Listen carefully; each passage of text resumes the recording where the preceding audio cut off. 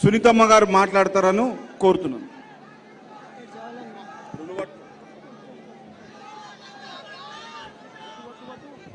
ఇక్కడికి విచ్చేసిన ప్రజలందరికీ నా కృతజ్ఞతలు. నాకు ఈ అవకాశాన్ని ఇచ్చిన గౌరవనీయులైన కేసీఆర్ గారికి, కేటీఆర్ గారికి, హరీష్ రావు గారికి నా ధన్యవాదాలు. ఆమెకి మాట్లాడటం రాదని అంటున్నారు. అవును, వాళ్ళు చెప్పింది నిజమే.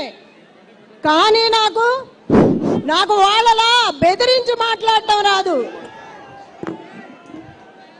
దొంగ ఏడుపులు ఏడుస్తుందా అంటున్నారు. అందరినీ ఒక మాట అడుగుతున్నా, మీ ఇంట్లో ఎవరన్నా చనిపోతే మీరు బాధపడరా? చనిపోయిన వ్యక్తి గురించి వేలాది మంది తరలి వచ్చి అమ్మా నీకు మేమున్నామంటే గుండె బాధపడదా? చెప్పండి అన్నా, అక్క, బాధపడరా? గట్టిగా చెప్పాలి, బాధపడవా?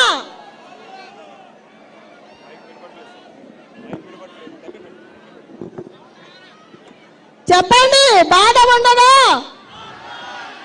మీ గోపన్న కోసం అంతమంది తరలి వస్తే మిమ్మల్ని అందరినీ చూసి, మీ అభిమానాన్ని చూసి ఏడుపు రాదా? నాకు మీ గోపన్న గురించి మీకు బాధ లేదా? మరి నాకెంత ఉంటుంది ఇంట్లో మనిషికి? నా ఇంటి పిల్లలు, ఆడపిల్లలు ఇద్దరు గడప గడపకు వెళ్తున్నారు వాళ్ళ నాన్న కోసం.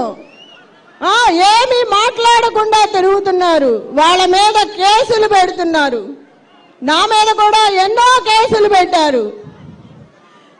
మీ అందరి గుండెలో గోపన్న అభిమానం ఎంత ఉందో వచ్చిన అందరినీ చూస్తే తెలుస్తోంది. అంత బాధ ఉండి కూడా మనము ఇవాళ వచ్చామంటే గోపన్న గురించే కదా. ఎవరైనా అంతా కలిసి చేసుకుంటున్నాము. అర్ధరాత్రైనా అపరాత్రైనా ఎవరైనా సరే మీ గోపన్న నెంబర్కి కాల్ చేస్తే మీ ఇంటికి వచ్చి నేను నిలబడతాను, మీకు అండగా ఉంటాను, మీకు ధైర్యాన్ని ఇస్తాను. మీ ఇంటి ఆడబిడ్డలా నన్ను ఆశీర్వదించండి, మీకు తోడుగా ఉంటాను. ఎవ్వరికీ భయపడాల్సిన అవసరం లేదు.